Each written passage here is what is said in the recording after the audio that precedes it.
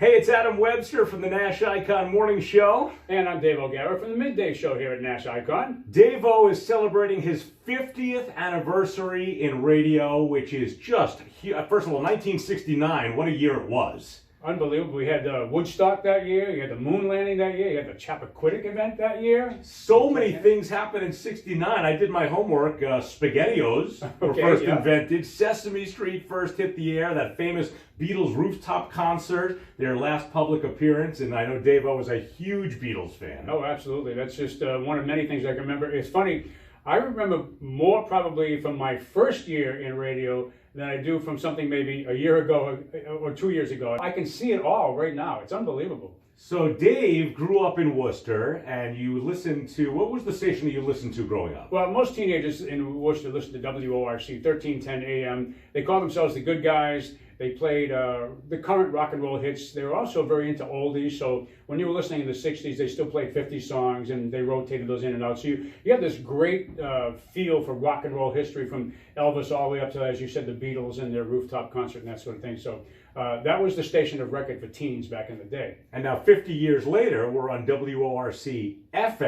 Right. The stations have since been separated in ownership, but the WORC-FM is 98.9 Nash Icon. The old 1310 WORC-AM is now, I believe, a Spanish station. I believe so, yeah. So first, let's start with, how old were you when you first cracked the mic for the very first time in 1969? 19 years old. I was still a teenager on the radio. I mean, it was just... I had a friend that I graduated from high school with, the late Mark Parento, who was already on the radio at 15 years old. He was on WORC, and he was like, for those of us who are interested in radio, that was like 15 years old on the top station in town. That was really something. So I ended up working there in 69. Mark was still there before he moved on to WBCM many years later. But one of the first things I was doing there that year, and I don't remember exactly the month, but at some point late in 69, Worcester Auditorium used to have wrestling all the time. That's where all the big wrestlers went. And when I was a kid, growing up, Killer Kowalski was one of the really big names. Oh, sure. Kind of like Hulk Hogan to other people would be. Yeah. So Killer Kowalski came to the radio station to promote an event that weekend at the Worcester Auditorium. There's going to be a big wrestling thing. So here I am in the corner of the studio, and one of our main DJ from the midday show was in to interview him. And our studio was such that we had a console, sort of like what we have in the background here, and then we had what we call a big discussion table in the middle of the room where guests would come in and sit around the microphone. So Killer Kowalski comes walking in. I was off to the side, and I got introduced to him, and I shook his hand. The guy had a hand that I think it was this big. I mean, it was. I felt like so little. Oh, hi, Mr. Kowalski, you know. And 19 years old. And I'm meeting this guy. This is like the first celebrity I ever met going into radio. And so he comes in and he sits down and he proceeds to do a promo, kind of like Mean Gene used to do with the WWE. And they're getting a little more animated, talking about the show and his opposition, who he's going to be wrestling.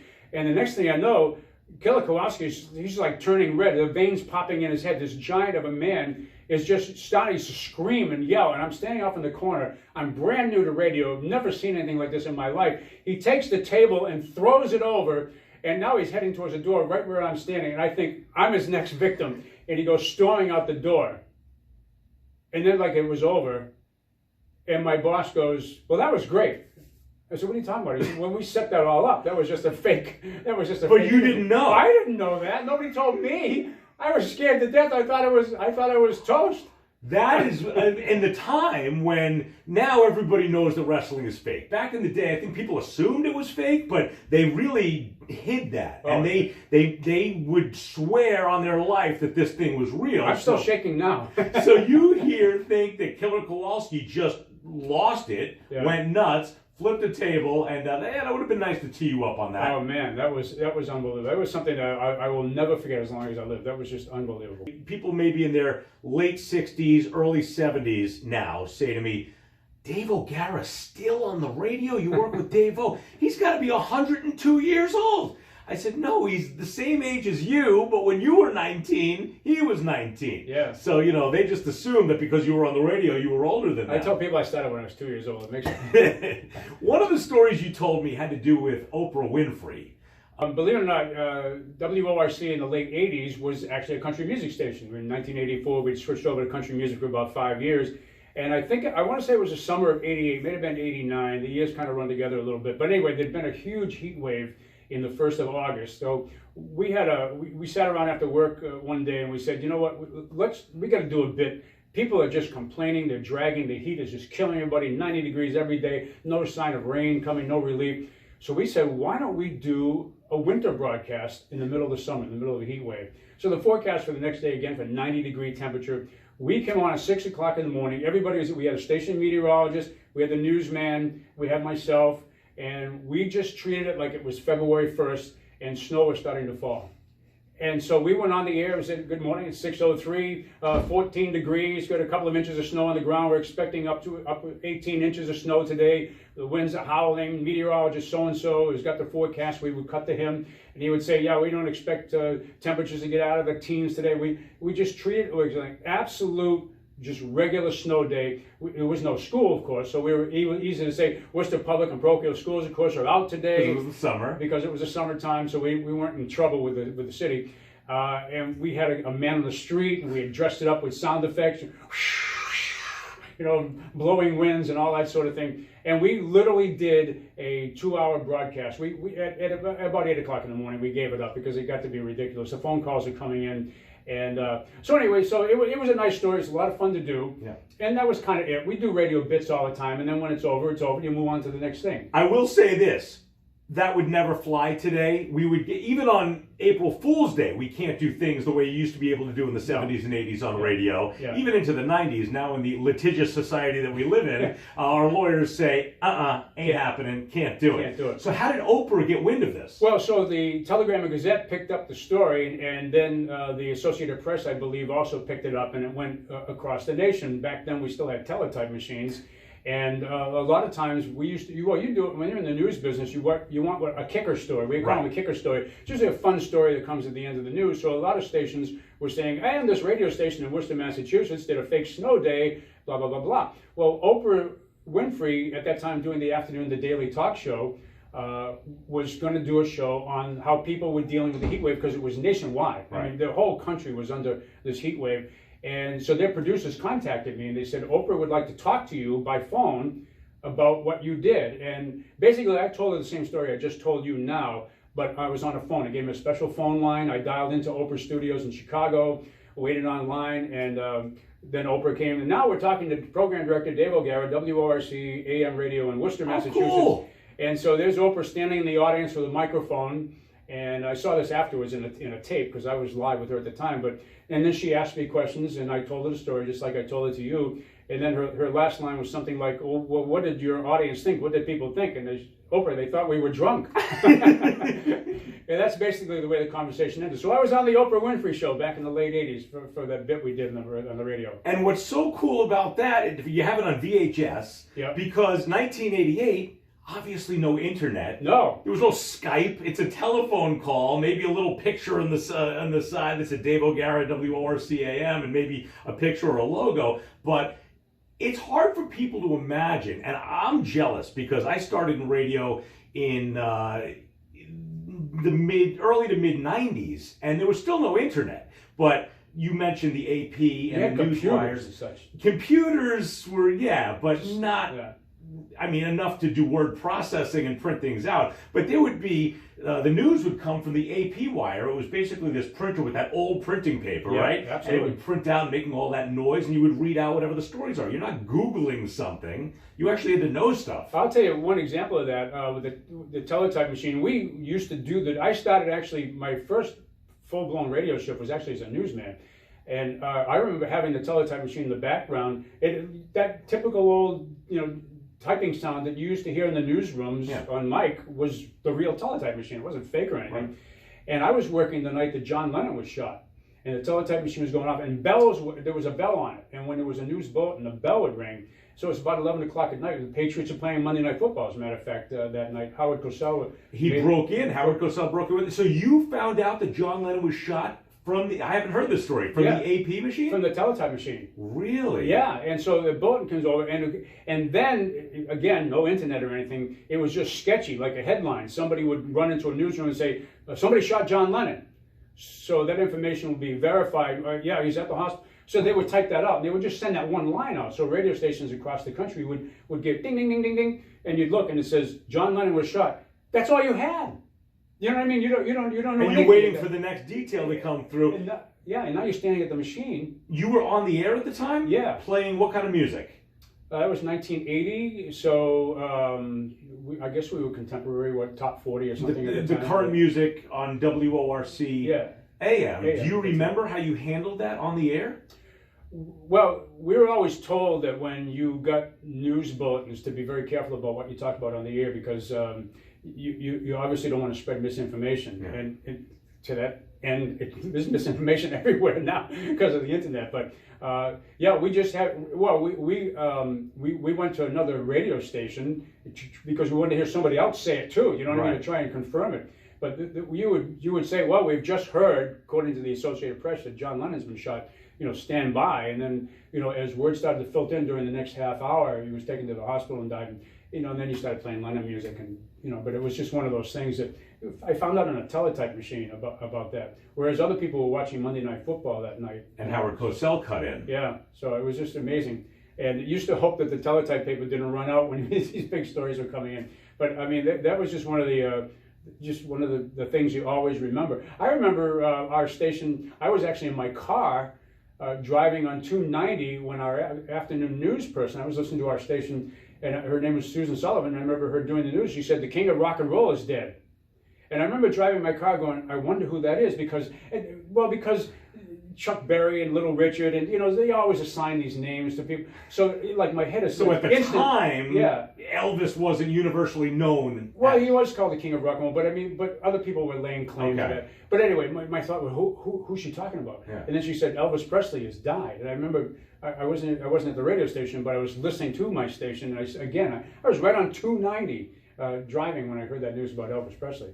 So you first went on the air in 1969. I know one of the big things in the early to mid 70s, people were streaking. And I know you've told me about this off the air and on the air. We've talked about the big streaking craze. Yeah, well, the song "The Streak" by Ray Stevens was #1. So it was kind of a big craze. And we dreamed up, and I say we, I was doing, this was 74, so I think I was doing the all-night show at that time. And a good friend of mine, Tony Genetasio, you might have met him from time to time. I'm still friends with him now 50 years later, but he's a character. So he came down to the studio one night, and we said, we got to capitalize on the streaker craze somehow. I said, I'll have to give him credit. He dreamed up this thing called the Midnight Streaker. Okay. So he went to the other studio and called into the request line, and I didn't know what he was going to say. He was faking being a listener? He was faking being a listener, calling into the request line. But I honestly, we just said, we'll ad-lib it, we'll tape it. So he called me from the other studio, and I said, hello, WORC, who's this? And he kind of faked his voice and said, hello, I'm the Midnight Streaker. And I said, what are you talking about, sir? And he says, I'm running without clothes on at midnight every night this week, and I don't care who sees me. And so we just started playing off that bit.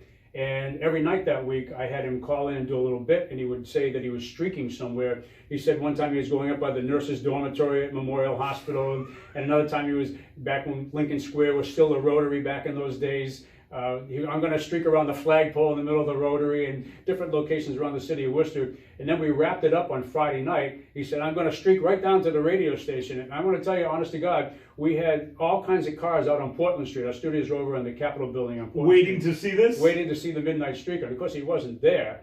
And then we had another disc jockey who was coming in for his shift later on that night. People thought it was him. Of course, he was fully dressed. Funny. He had to take the hit. Are you the Midnight Streaker? Well, we had so much fun with that. But again, I don't know if that's the kind of thing people would do in this day and age. Matter of fact, they wouldn't let us do it. It's another one of those lawyer things. I don't think they would allow us to do that. You can't even moon anybody now. You become a sex offender, right? I mean, you couldn't even do. But streak. Remember the Academy Awards got streaked. I think David Niven, the actor, was on stage and somebody streaked him. I think the Carson show had happened. So, Monday Night Football, yeah. So the streak was the #1 song. We decided to take advantage of it, but we made up our own character. So you've told me so many things about old-time Worcester, or even going back to the 60s, growing up in Worcester, the 70s, the 80s, and I've heard a number of people. I mean, I'm a transplant, so I moved to Worcester in 2000.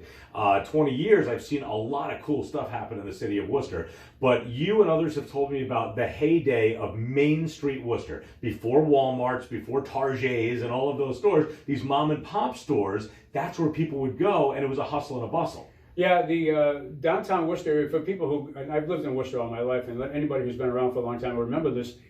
Wednesday night was the late night in downtown Worcester. Stores stay open until 9 o'clock.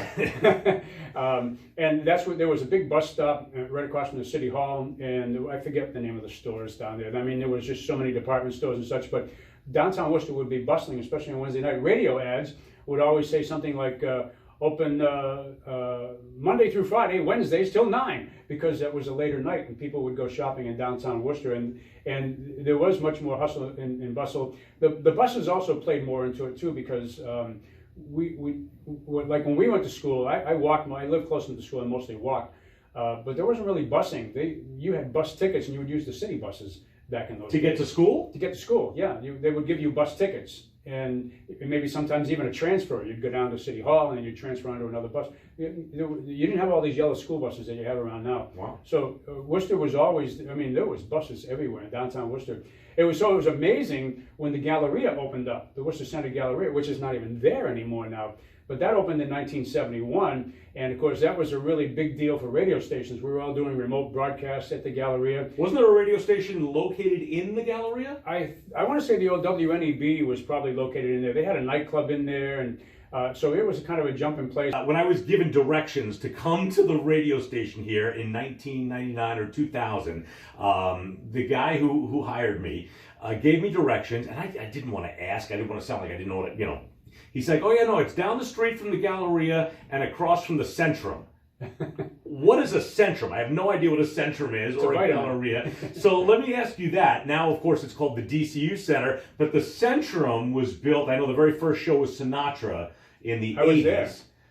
Tell me about the hubbub, because now we're getting ready for the Worcester Red Sox in 2021 and the building of that new stadium in the Canal District, which we're seeing a revitalization. Yeah. But tell me about, first of all, what was where the Centrum DCU Center is now? What did they knock down, if you remember? And what was that excitement when they're building this brand new arena? No longer do you have to go to Boston or Providence or Hartford to see a show. In 1982, a friend of mine was the general manager at Channel 27 in Worcester, Brian Higgins, and he said, we're going to be changing things at the TV station, and we want to hire some local radio people to start doing our broadcast.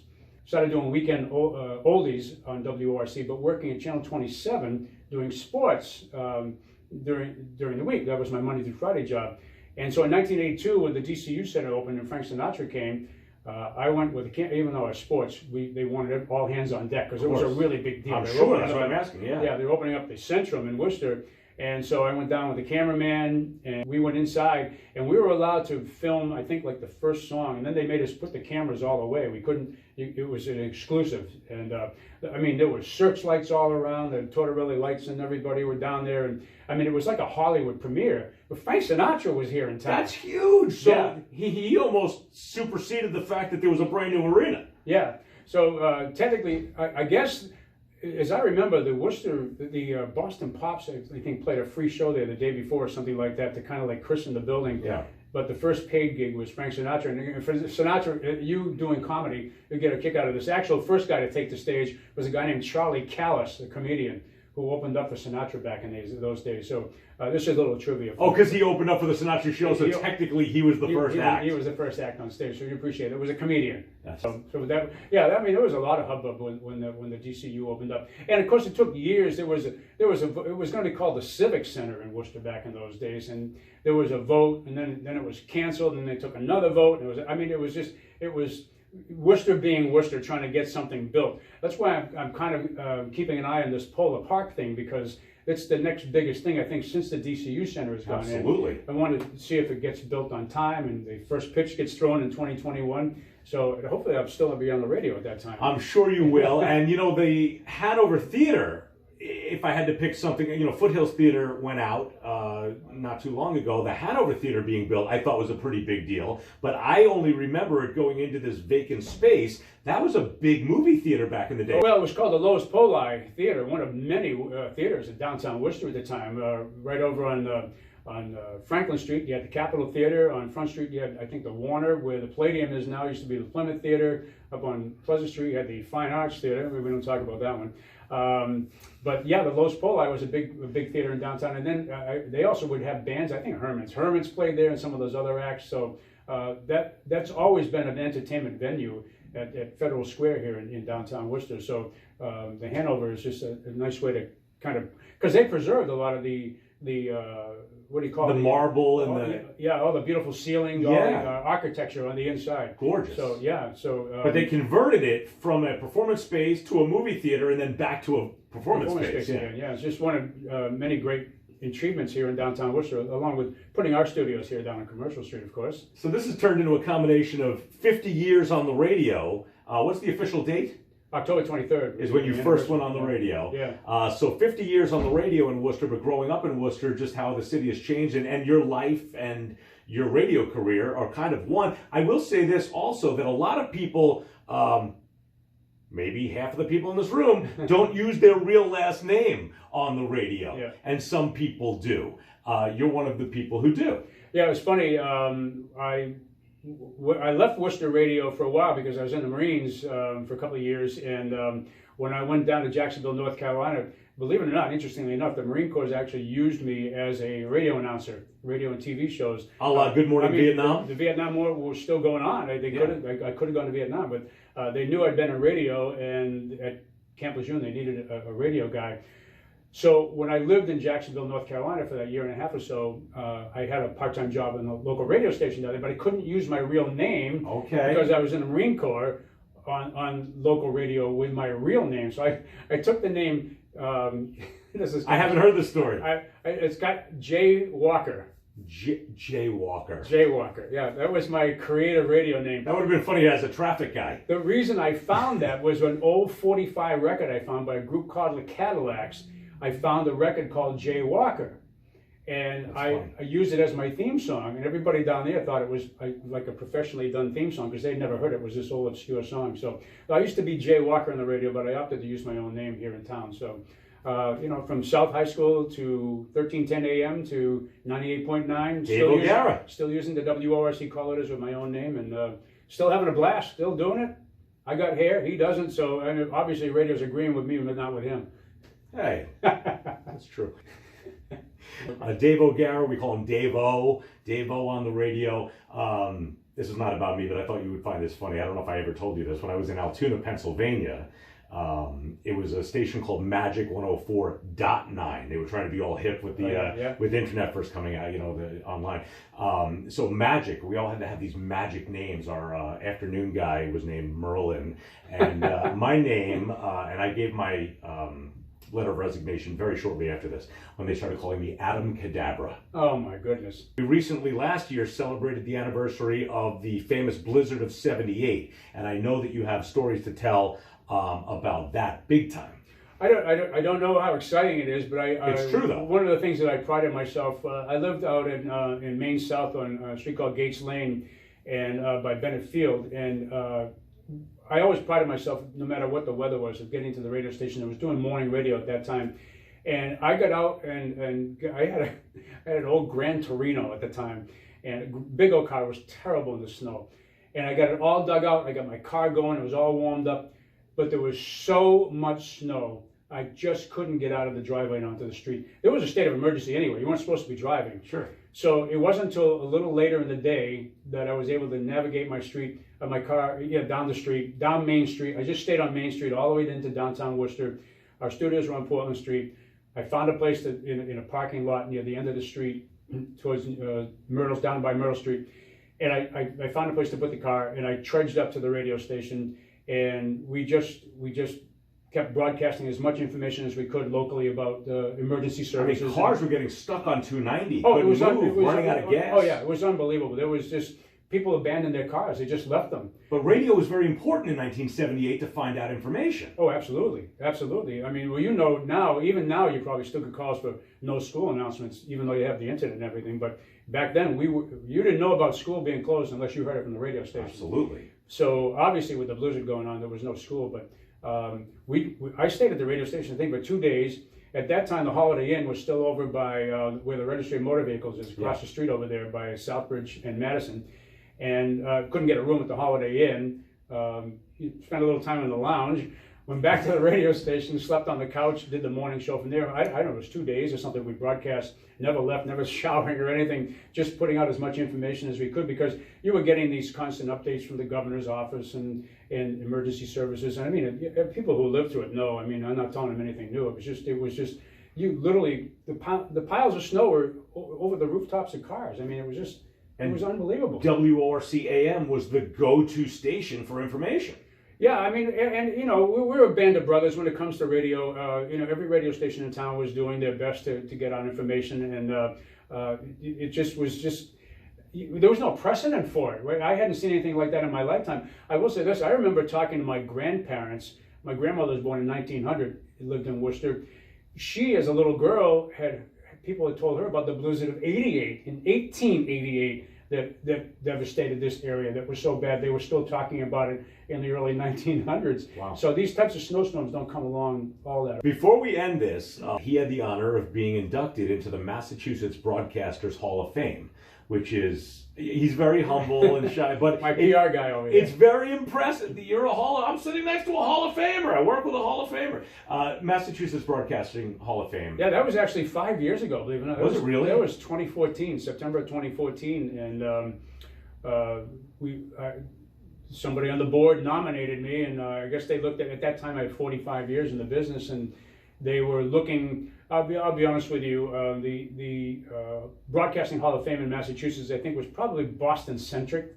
You know, a lot of the first inductees, Boston TV and radio. Sure. And I think they really were looking to expand out, because there's a lot of great broadcasters, not only in Worcester, but on into Springfield and other stations around. And so, you know, with 45 years, and I was, I guess, a natural candidate or something. So that was pretty cool to go into Boston and be a part of that whole thing. I was inducted with Bruce Schwegler, the meteorologist from Channel 4, and I actually can't even remember John Garabedian who was a guy I used to listen to on the radio when I was growing up. Actually, it was really cool to be inducted with him. Hank Philippi Ryan, the news Help Me Hank. Help Me Hank at Channel 7. She was inducted that day. And it was really funny because you got to meet a lot of the people that, like Natalie Jacobson was there, and I had my picture taken with her and some other Boston celebs and stuff, kind of rubbing elbows with those folks. So, you know, yeah, it's a cool honor, it really is. So the longer after I'm be gone, you can still see my picture online and down at the Hall of Fame, and I think it's in Quincy, actually. So I was afraid this was going to happen. That was going to be my last question, and then I'm having one of those, okay, one more thing situations. And this one more thing is about, and if you could just make this one quick, but a radio story that came out of Worcester, Massachusetts was the great song, The Lion Sleeps Tonight.